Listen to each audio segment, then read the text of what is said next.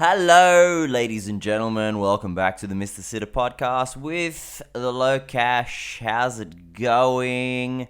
I'm good. Thanks for asking. Thank you, everybody that has been listening. Thank you for everybody that has been leaving comments on the YouTube. We need a few more of those, if you'd be so kind. And it's been a wild week of football, so I think we should just crack into it without too many start of the show anecdotes, as I usually tend to waste about 4 or 5 minutes talking about fucking nonsense. Let's just crack into the footy, shall we? The Merseyside derby was the kind of marquee fixture of the weekend. It was actually yesterday. I saw this one live. I have not seen a game of football live in a while. I've been watching a lot of replays, a lot of mini matches, especially in the Premier League. But this one was at a very convenient time in the morning. So I saw the Merseyside derby. It's actually kind of boring. A boring game. Won by the Pool. Everton looking a lot better than they were under Frank Lampard. Sean Dyche probably saved them. Like that guy a lot. He's a man's man, as a lot of people like to say.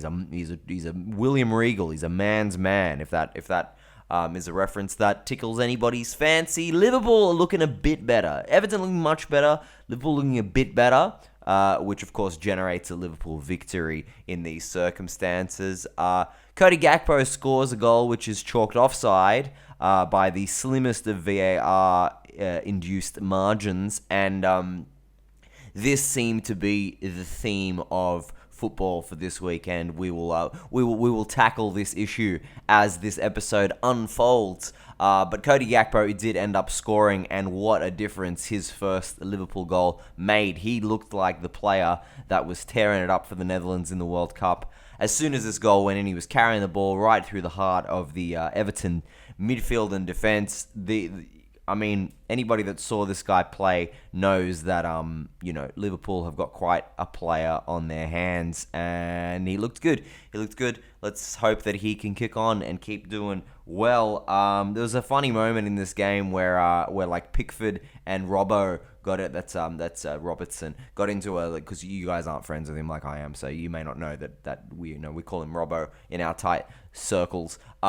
Pickford shoved him. There was a little bit of a ruffle between a ruffle. There was a bit of a ruffle between the feathers of the two men, and they're both smiling the whole time. Pickford smiling at him, Robbo smiling at him. They're all smiles, but then a bunch of other players got involved and got kind of a bit argy-bargy, and the other. It was one of those situations where the two players involved didn't really make it much of a thing.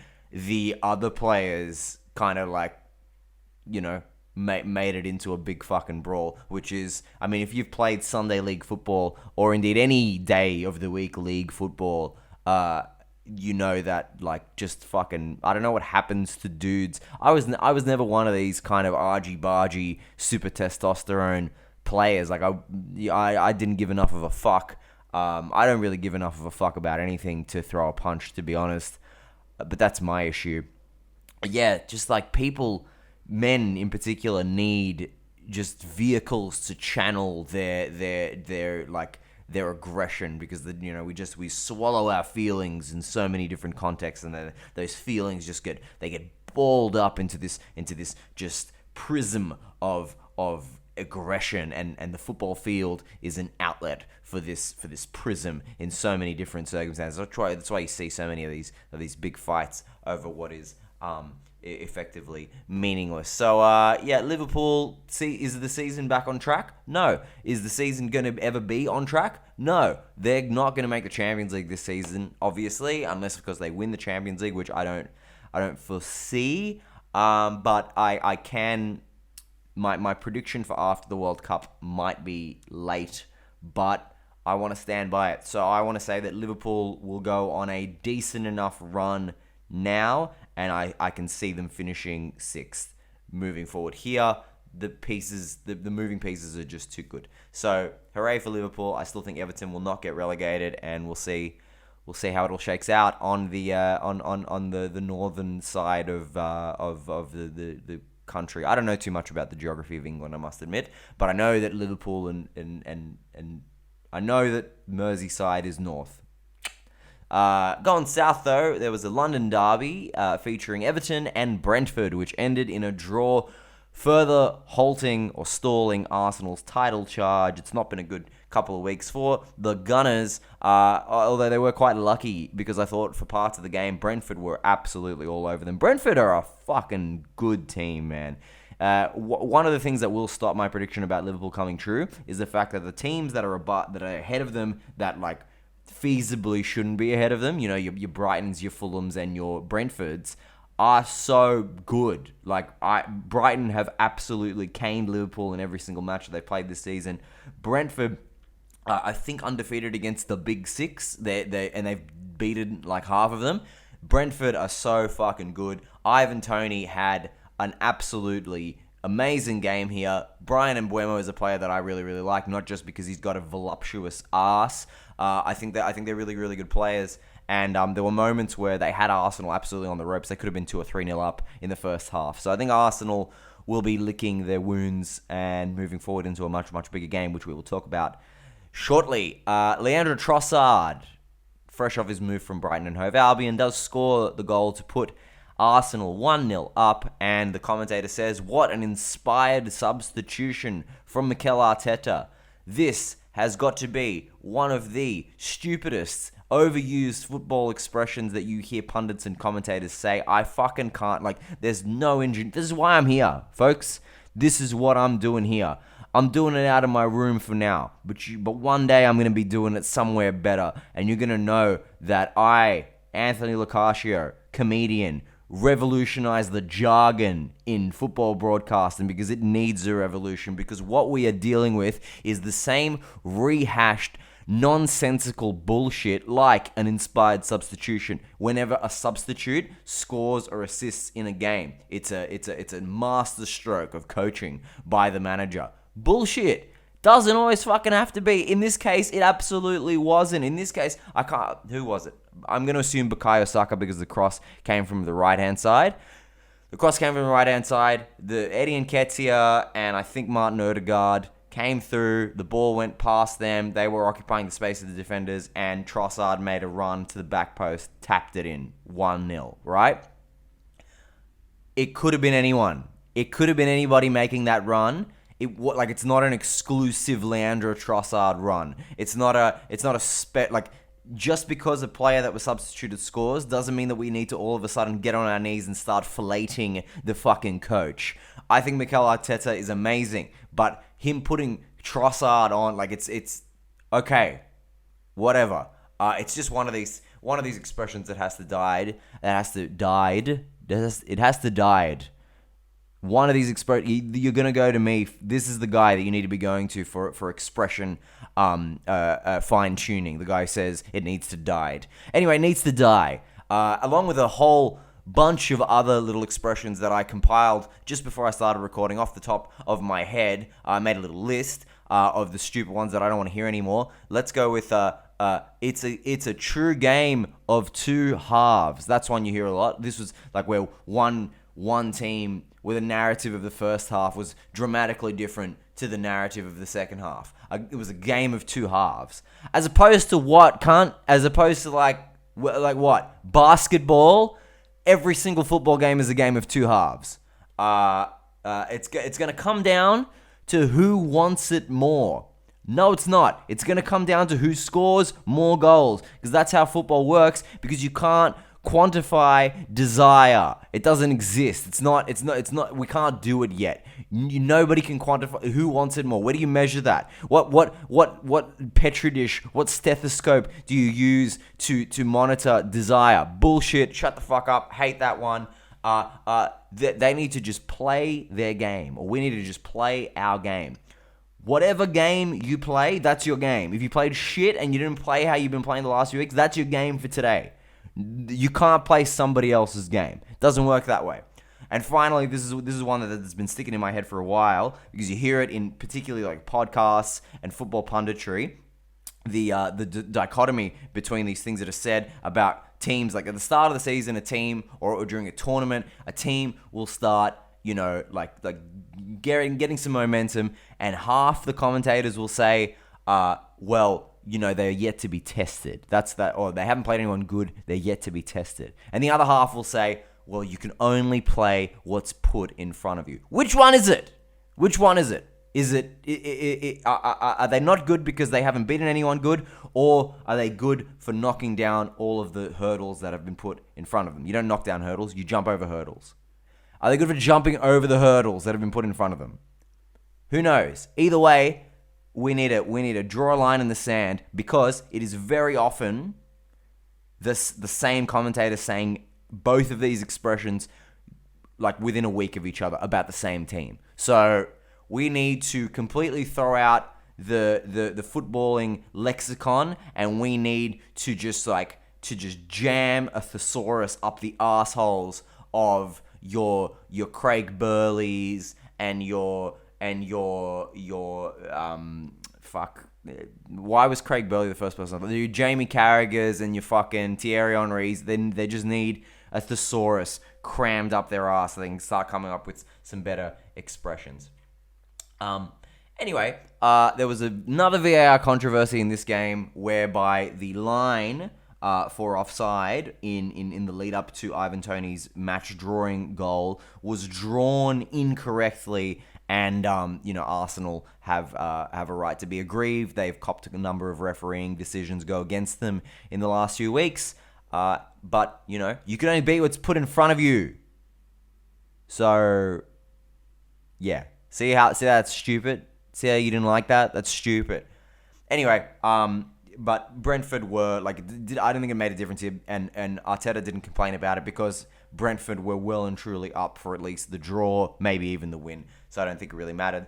And we've got Arsenal having staggered for the first time this season, taking on their biggest challenge, going to the Etihad to take on Manchester City on Thursday. Manchester City, for their part, defeated Aston Villa in a rematch of the game which decided the title last season, which they almost lost at the Etihad. We remember in that tense final day of the Premier League. I learnt one thing and one thing only in this match, and it wasn't even something that was learnt, it was more something that was confirmed. Rodri is one of the top 3 players in the Premier League. That's obviously a subjective opinion, but it's a statement, I guess, to the kind of players that I like. But not only did he score a quite towering goal to open the scoring against Aston Villa, but he's just he's the perfect midfielder. He's the perfect midfielder for Guardiola's system. He's the perfect midfielder in every single way. His controlling of the game is he's as central to everything that Man City represent as anybody else. I think he's more important than Kevin De Bruyne is these days, more important than Haaland, and yeah, I love this player. Pep came out in defiance against the charges that have been brought against Man City by the Premier League, basically saying, I stand by it, blah blah blah blah, which was kind of, I don't know, a lot of people have come out and said that it's shitty that he would say, it's a clear agenda, it's everybody against Man City. Having been a Juventus supporter my entire life, let me tell you, my friend, whether there is or isn't an agenda against your club, if your club is shifty, your club is shifty. And you're not being singled out because you haven't done anything wrong. You're being singled out because you're no bueno. Look, I don't think it's going to matter too much in the grand scheme of things for Man City anyway, because you had it's quite funny actually. You had the City supporters with the middle finger banner saying investigate this, and there were posters in support of the lawyer that's representing Man City, Lord Panic, great fucking name. They're probably going to get off because they're so rich and powerful that they're going to find every single loophole and kind of legal skate through to get out of this, and they're not as dumb as the Juventus management, so they're not going to leave traces of their misdeeds, and they're probably going to get off and everything's going to be fine. So all's well that will end well there, and they might win the Premier League if they beat Arsenal. Even though Pep said, I don't care about it, let's let somebody else win. They may just win it anyway. If they beat Arsenal on Thursday, I think that's it. I don't see Arsenal catching back up. You know what I mean? But we'll get to that in a little bit. Leeds Man United for me was the best game of the weekend. I fucking loved it, and not just because I want to see Leeds do poorly, because I want to see Weston McKennie suffer for jumping off the rat-infested ship that is Juve. Because if I'm not allowed to do it, you shouldn't fucking be allowed to do it, Weston. But it was a mad game. It was back and forth. These two have played each other a couple of times in the last few weeks. Leeds look like they should get something out of it, but United are good. It's weird. Hasn't been the case since I was a wee lad. Well, not that wee of a lad, but it hasn't been the case for a long time, man. And I'm liking Manchester United more and more every week. It's not a thing that you should like. Man United are the Juve of the Premier League in every respect. You either are a Manchester United fan or you fucking hate them. But I sit in the middle with these guys. Them being amazing was a staple of my childhood. I enjoyed that they suffered. I enjoyed that they were shit. I enjoyed the farce, but now they're back and they seem to be all business. Erik ten Hag, he's a serious bald Dutch dude, man, and the wounded dragon seems to finally be breathing fire once again in Manchester. So happy to see them beat Leeds. Marcus Rashford, simply unstoppable at the moment. It's good fun to watch. Spurs are shit. They got absolutely caned by Leicester. They got so many injuries. Romero was missing, but he'll be back for the Champions League. Or he was back for the Champions League this morning, which I didn't see, but we'll get to that. Bentancur has done his ACL. He's out for the season. They've got basically no midfield. Basuma and Højbjerg totally out. It's not looking good for Spurs. They lost. We will talk about it now because it's happened. They lost. They lost to Milan 1-0 in San Siro.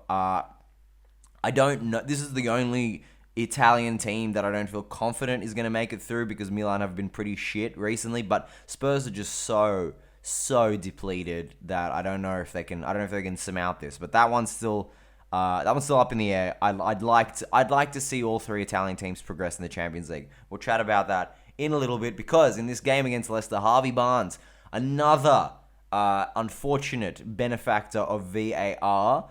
He scored a goal. His shin was like offside.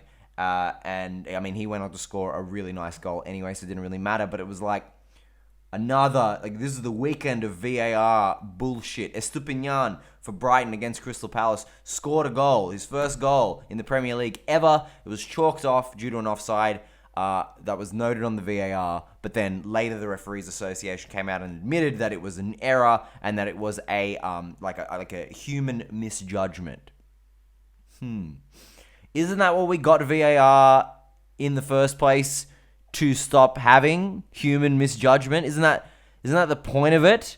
If we're still having human misjudgment, then why do we have all of these cruel, annoying stoppages in the middle of the game, like this fucking rugby league garbage? Look, I'm not a hater of VAR, but it's like the system clearly needs patching, and it's been there for 2 or 3 years now. So, what are they doing? You know, there was the Estepinian thing.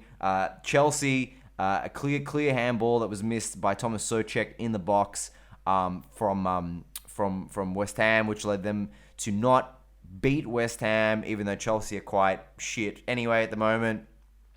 And then there was the big one in the game that we will chat about once we finish with the Premier League. The last thing that I want to talk about in the Premier League is like, how cool are Fulham?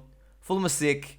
Fulham are in the top 10, having just come back in. Marco Silva, a coach that I really, really like, not just because he's fucking handsome and he dresses really cool. I like the way they play. They're getting a tune out of Willian, of all players. He scored one of the goals of the season against Nottingham Forest on the weekend, and then he hit the post. De Cordova-Reid hit the post, and then Andres Pereira hit the post with a free kick, all within 20 minutes of each other, which you very rarely see the woodwork being clattered so many times in quick succession. So good fun there, and they beat Nottingham Forest, and they march on, the mighty Fulham. Fulham. That's how I always see them, because in the first goal movie, Santiago Munez, when he scores in one of the games, he goes over to the coach and he found out that his dad watched him play because his dad was like, "You never play football," blah blah blah blah. But he watched him play in a pub before he died, and he was like, "You know that game I played against Fulham? My dad saw me play, man." And from then on, I can never not. I see Fulham and I hear Fulham, and I remember that scene. So yeah. Yeah, man. Let's get into the Serie A. Serie A is not fun this year. I'm standing here in my third kit 2006 Palermo jersey, telling you against my better judgment and what my heart says that Serie A it's not fun this season because Napoli have just fucking run away with it, and through mechanisms of their own design, all of the would-be challenges for Napoli have just fallen over, including Juve and their absolute bullshit. But it's gone to Juve win again against Fiorentina, which I was actually surprised by, even though Fiorentina are just the team that can't score. I was surprised that Juve managed to get the job done, and they almost didn't. They won, which means that they're ninth and should somehow the 15 points be restored. Juve are second, which is fucking crazy, but we'll see if that happens. This game was marred by two absolutely absurd VAR calls.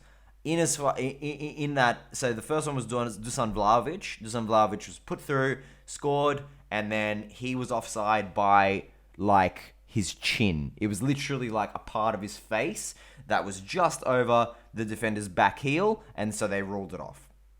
And then, towards the end of the game, Castrovilli scored, but Ranieri was offside, not even involved in the shot that kind of went in, and they ruled that off too, so Juve won.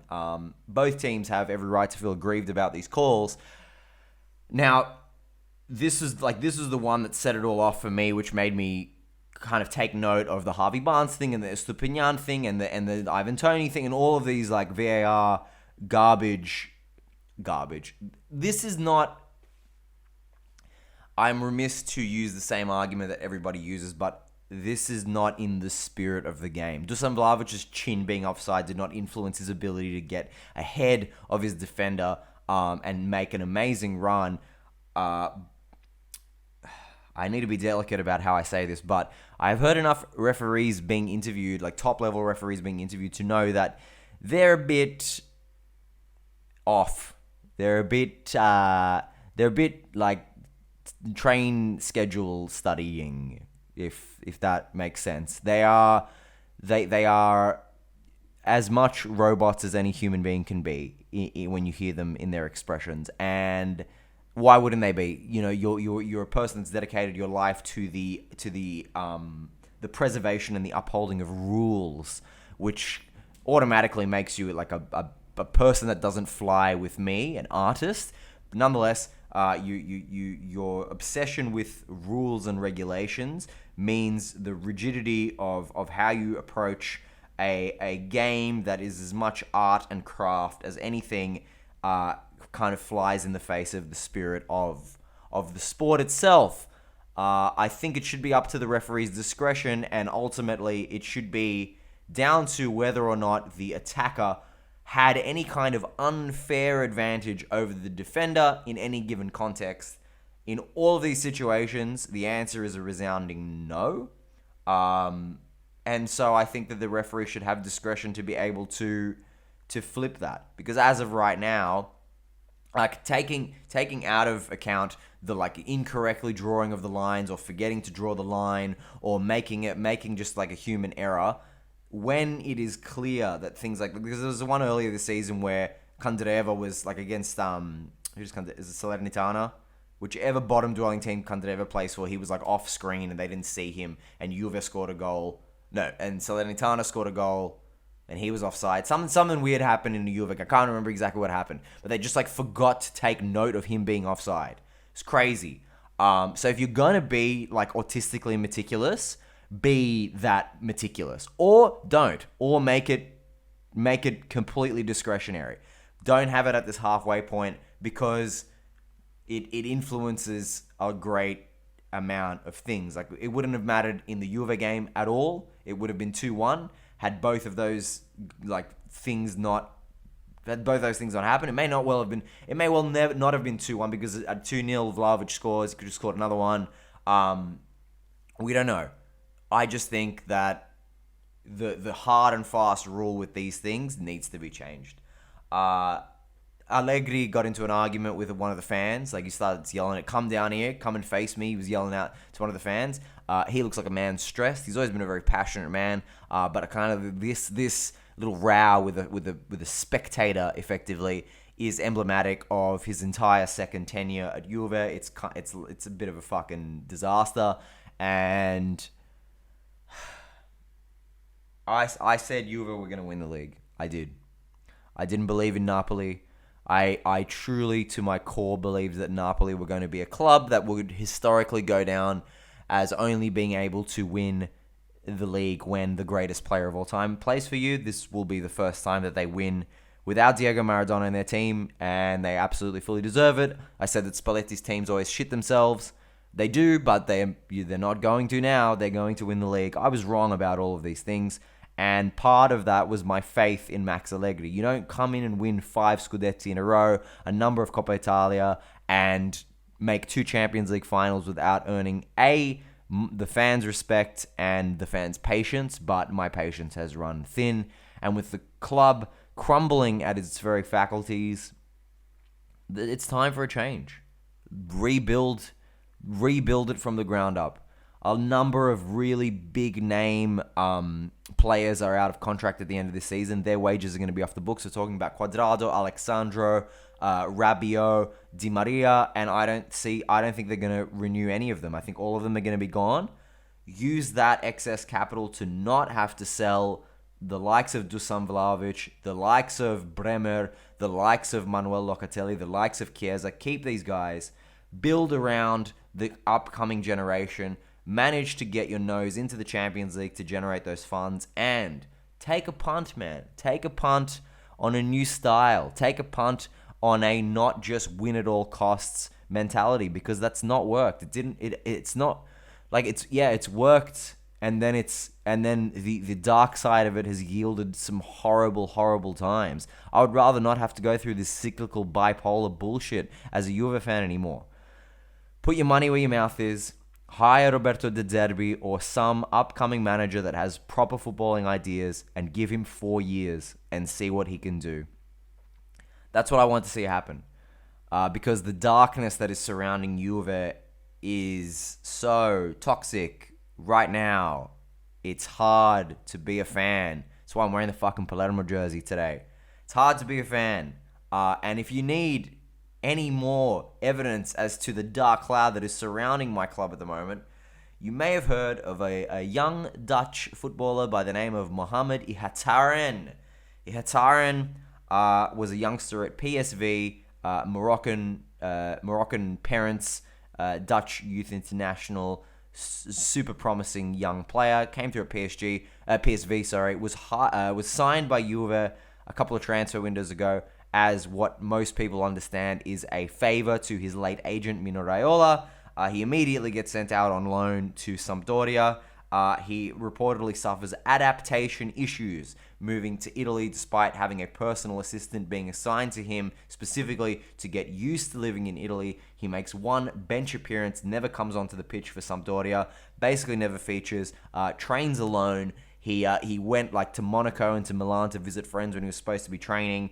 Specifically, and he returned to the Netherlands in October for personal reasons, and was kind of just the loan was terminated after a couple of months with Sampdoria, and it was a big kind of public row. He then gets loaned to Ajax with a 2 million euro buyout clause from Juve. They really wanted him off the books. He arrives at Ajax, never plays. Basically, Erik ten Hag was still there, and he said, "Well, if you can't run, that's where it ends." The guy couldn't run. He was totally unfit. Barely played for Ajax. Played for the young Ajax a few times. Returned to Juve in January. He was arrested in November due to violent threats. This guy has got a lot of youth gang affiliations. He's a troubled young man. And the reason why this is relevant right now is because yesterday news broke that he was again been arrested due to a conflict of a relational nature, which I think if we all read between the lines, we can see that as domestic violence there's reports that it's with his ex-partner. So it's a real sad kind of situation for this talented young player who's probably done. He's probably done as a professional footballer. It would take a monumental turnaround for this guy to make any kind of a comeback. Former Dutch international and Inter player Wesley Sneijder was in September. He offered to mentor Ihataren and even travel with him to Italy after his loan spell with Ajax, but Sneijder recently ended the collaboration just after a few months, claiming that Ihataren was unable to fully focus on football. Clearly, that's the case. So yeah, that's like that. Why don't we just add that to the pile of bullshit shenanigans that are happening with Juventus at the moment? Really, really annoying. Napoli are just like hats off to them. Big round of applause for Napoli. They're gonna win. They've already won it. They're 14 points clear with Inter's draw against Sampdoria the other day. So like, hats off. They're a wonderful team. Serie A has not been super interesting, like I said, but I thought because I don't know, I'm bored with the lasagnas. I'm bored with the ha funny stories. I thought I would do something a little bit more interesting because I think a lot of people enjoyed my 2022 best players. So this week, for those that don't follow Serie A super tightly, I thought I would do my breakout 11 of this Serie A season. There's 11 players that either hadn't kind of lived up to their potential just yet in Serie A, or they arrived from a different league and they're killing it. And I've tried to fit them into a proper 11. It's one of those kind of lopsided, you would never actually play this formation 11. I've gone with a 4-4-2 to fit them all in, and I've tried to pick different players from different clubs. So here's my breakout 11 of the Serie A season. In goals, I am putting Guillermo Vicario, who he's a favorite of this podcast. Spoken about him many times. He saved a penalty on the weekend. In addition to that, just a miraculous triple save that he did last week. He is, without Mike Magnan, I think he's the best goalkeeper in Serie A. I think he's well and truly deserving of an Italy berth. And even though he's 26 and he's been around, he's at Empoli now, he's been at Verona, he's been at Cagliari, he's been around for a while. I think he is fully deserving of a big move. And this is the season where he's really shown that he has the top stuff. So of all of these players, he's probably the most established out of any of them. As in, he's the least breakouty of the breakouts. But I couldn't really give it to anybody else as the goalkeeper, because I don't think anybody's really shown, nobody's come in and been a goalkeeper of massive, wow, who is this guy kind of quality. The right back is a bit of a controversial pick from me because he's not blown the world apart, but I think he's a clear upgrade on the options that were at Fiorentina before. It's Dodô, the Brazilian who was signed from Shakhtar Donetsk last year. They had, what's his name? It escapes me. Odriozola, the Real Madrid right back, the Spanish guy who's very unimpressive. It's been a while since Fiorentina have had a good right back. This guy looks okay. Fiorentina are bitterly disappointing this season, given the players that they have and the coach they have. A hipster favorite in Vincenzo Italiano, who I thought would go on to be something, but this year just hasn't clicked. But this guy looks the goods, and I think that he will have quite a good career in Serie A. At centre back, an easy, obvious one is Kim Min-jae, the Korean international playing for Napoli. He has come in and easily made everybody forget about Kalidou Koulibaly. He's been one of the best defenders in Serie A, played for Fenerbahce, actually was linked to a number of Premier League teams, and even Juve before he arrived at Napoli. And what a signing. You'd never would have guessed that somebody would come in and fill that gap so well. Next to him, we have Nicolo Casale, who is an Italian centre-back who's playing for Lazio. I don't know where the fuck this guy came from. He was playing for Hellas Verona last year. I, for the life of me, cannot remember anything about him. When he was signed from Lazio, you thought that he would be a backup to Romagnoli. He is the shining light in Lazio's backline. Should be an Italy international soon. Young, tall as fuck, decent on the ball, strong, handsome. I like the shit out of Casale. Next to him at left back, we have another Empoli player, Fabiano Parisi, who has been very highly rated for a few years. I remember when Empoli came up from Serie B, he was like a teenager and was being very highly touted as somebody that could actually break into the national team. For a few years, he kind of like plodded along, played here and there, but this is the season that he has looked very, very good. There's a few like promising younger left backs coming through for Italy. Di Marco, of course, for Inter is the big one. He's played a lot for Italy, but I don't think he's that. He's more of a wing back, and I don't think he is as good as Parisi in both phases of the game.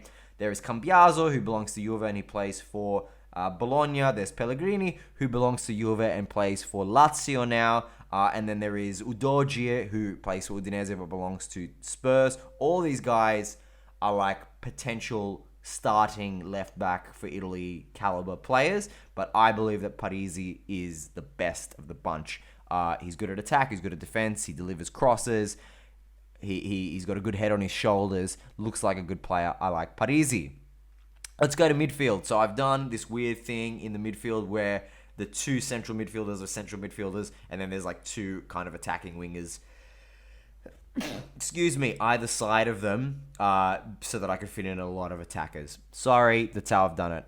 So let's start with the midfielders. This is the super duper biased pick on my part, but I'm putting Nicola Fagioli in as one of the central midfielders. He's played as an attacking midfielder. He's played as a defensive midfielder. He's played anywhere that Max Allegri has needed him. He refused to go out on loan at the start of the season. Dennis Zakaria was shipped off to Chelsea because Fagioli convinced the management more. He has been the crown jewel of the Juve youth sector for years and years. He played his ass off for Cremonese last year. In Serie B. This has been his breakout in Serie A. He looks like he belongs. He's 22 years old.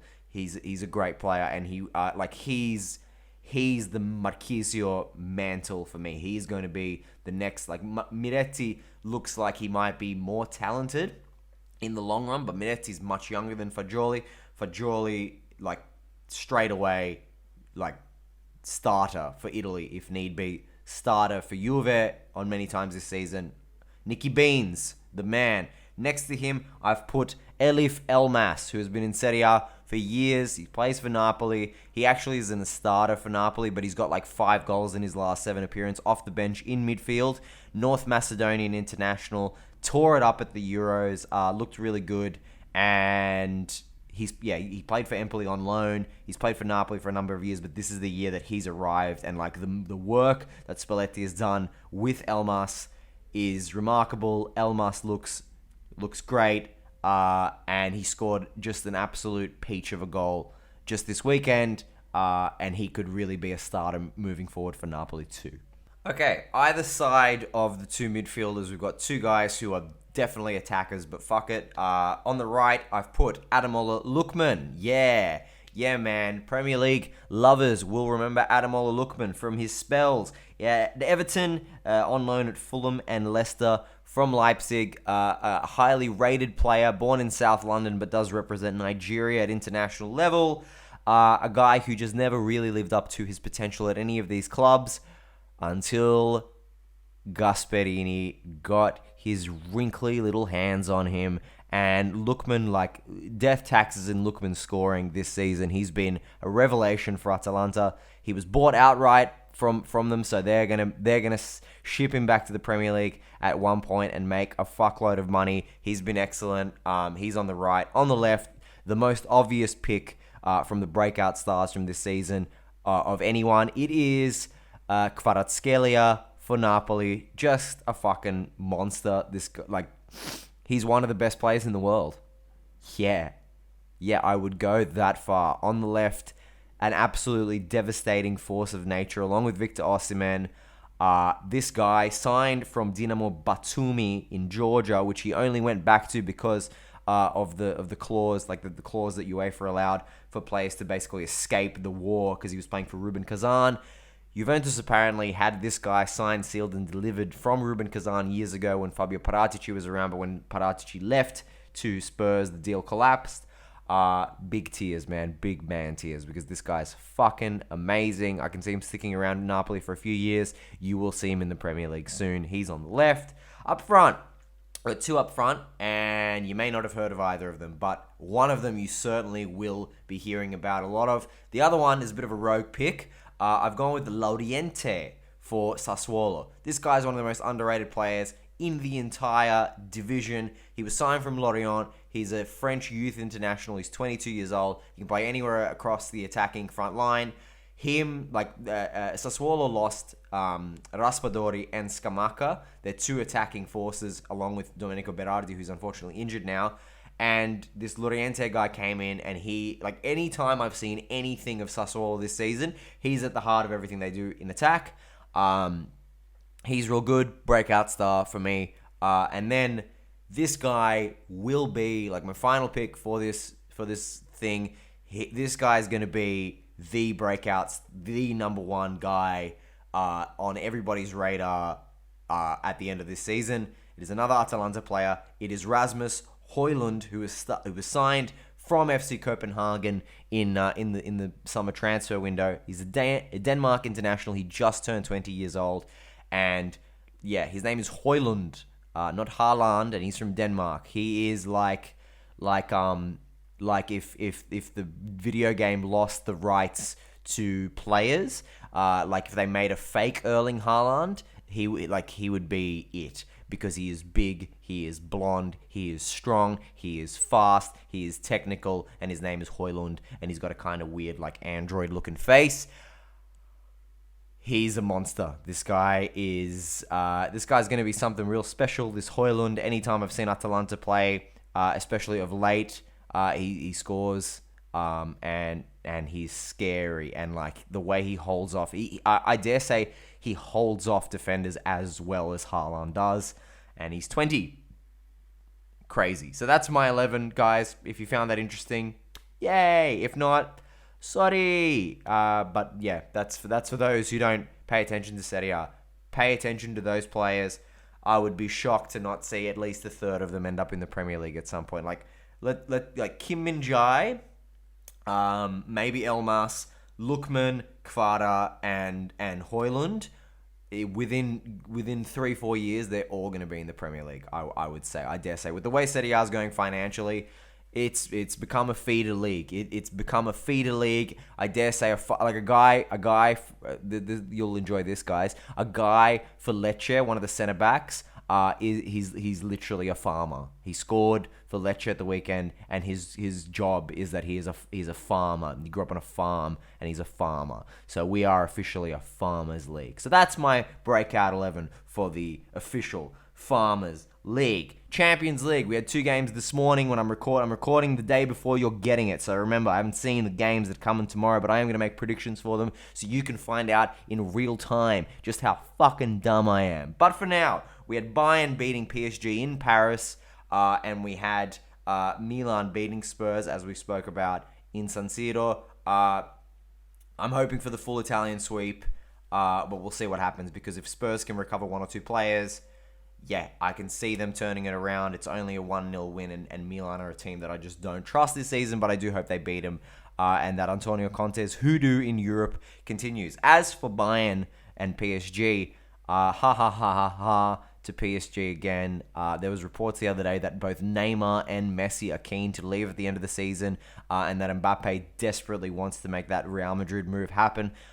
Could you imagine if they lost all 3? If all 3 of them just fucked off, it would be so nice. Like, I know that as a Juve supporter, I don't like curry a lot of favor in the your club is a disgusting cesspool of just like money grubbing corporate fucking vampires, but like at least Juve have been doing it for 100+ years. You know, we don't like these new money fucking people at PSG. I just like seeing them suffer. All right, because there's something about that guy I hate about me. You know what I mean? Like, that's a Dr. Phil quote, by the way, which I kind of like. So I'm hoping that Bayern. I mean, you would expect Bayern to put them away now.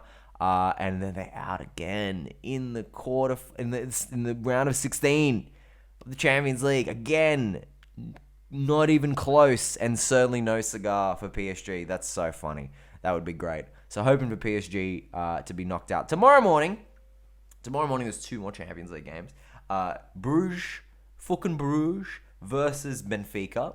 Now I gotta remind long-term listeners that I did last season watch a lot of Ajax in the group stage. They won every single game.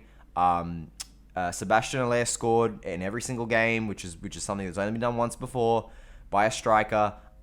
Erik ten Hag's machine was purring, and they met Benfica in the round of 16, and I said that was a favourable draw for them, and I predicted that Ajax would win the Champions League.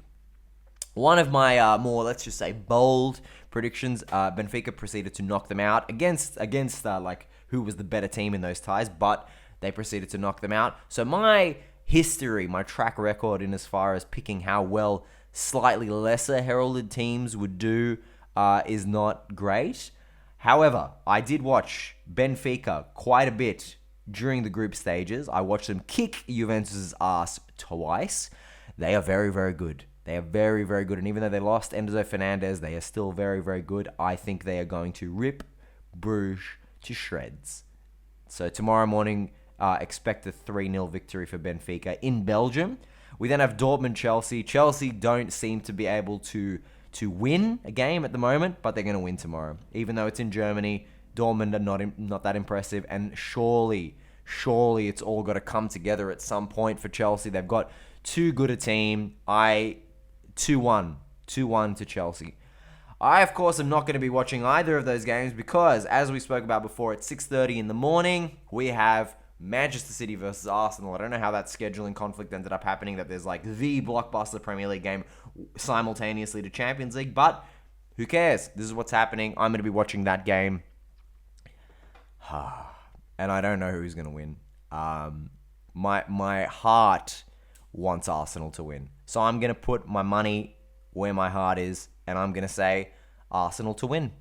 Arsenal to beat Man City away and to re-cement their status as the top team in England this season. I'm not confident, man. I'm not confident. And then we go into next week where we have, the games that I'll talk about, but I'll make predictions for these games because they're going to happen the day that I do record, and then we'll do the predictions for the next game after that. We have Liverpool-Real Madrid, a rematch of last year's Champions League final, which will be hotly contested, even though both teams are nowhere near the power that they had last season. I don't know how Real Madrid have fallen off so badly in the league. It looks like Carlo Ancelotti may be on his last couple of months as Real Madrid manager, and he might accept the Brazil job. That's kind of weird and fun to think about. Nonetheless, it's hard to know who's going to win this game.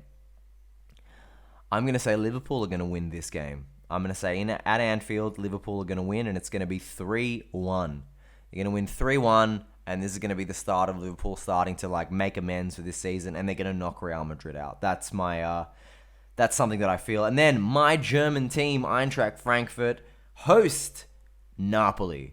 Napoli, who you would imagine at this weekend would probably, they've got such great depth that they probably will rest some big names, so they'll have a fresh team. Frankfurt not doing super well in the Bundesliga this season. This is a bit of a foregone conclusion as far as I can see. Napoli are gonna beat them in Germany. They'll beat them again in Naples, and then that'll be all she wrote for Frankfurt this year. And I'd like to hope that we'll have 3 Italian teams in the quarterfinals, even though Juve ain't going to be one of them. Juve are going to be languishing against Nantes in the round of 32 of the Europa League on Friday, in case anybody's interested in watching that game. I think it's at 6:32 if you are Aussie. Yeah, man, that's the state of affairs at Juve. We're in the Europa League. I'd love for Juve to win the Europa League, and I'd love for Nantes to knock Juve out in the round of 32. I have become so desensitized and indifferent. This happens season after season.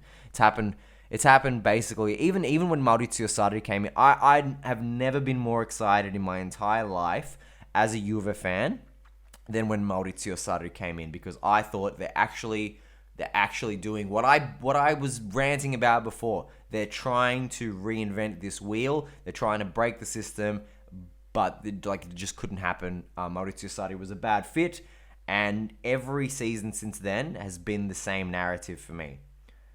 At some point, I get totally desensitized to what's going on, and I don't get sad. I don't get depressed about Juve. I get apathetic, and that's worse. I used to get sad. When Calciopoli happened, I cried for a week. Granted, I was a 14-year-old and my parents had just gotten divorced, but I still cried for a week when Calciopoli happened. Now, it is pure apathy, guys. So if Nantes knock Juve out of the Europa League in the round of 32, great. Who gives a fuck?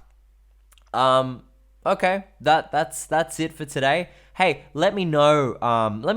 What. Let's go with a couple of things. First of all, write me some iTunes reviews or Spotify reviews. That'd be fun.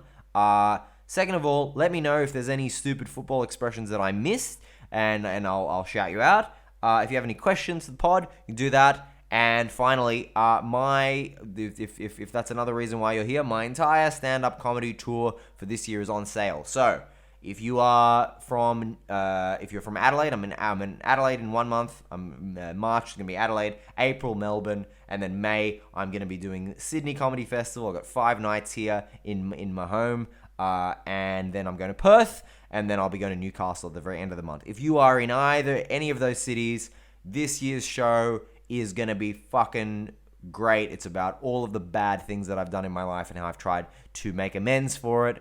It's called Heart of Darkness, and it's a lot more well planned out than the podcast is. Like I've been working on this for a year. It's not just me rambling off the top of my head with a few notes in front of me, which may be what you like. It may be the reason why you were endeared to this particular podcast, in which case, come to the show and just tune your brain to thinking that I'm being totally spontaneous with my timing and my stories that I'm telling there. So buy tickets. You can get them at anthonylocascio.me. That's my website. .me in case my narcissism credentials needed to be raised. .com was taken by the fucking tap dancer in New Jersey. Sue me. Or you can just go to my Instagram or whatever, or the individual comedy festival websites. Whatever gets you to the dance, buy tickets. My show is going to be great. Thank you for listening to the Mr. Sitter podcast. This will be continuing all year, perhaps in different guises, but we'll see. We'll see what shakes up. And of course, raise your fucking daughters. Asalu.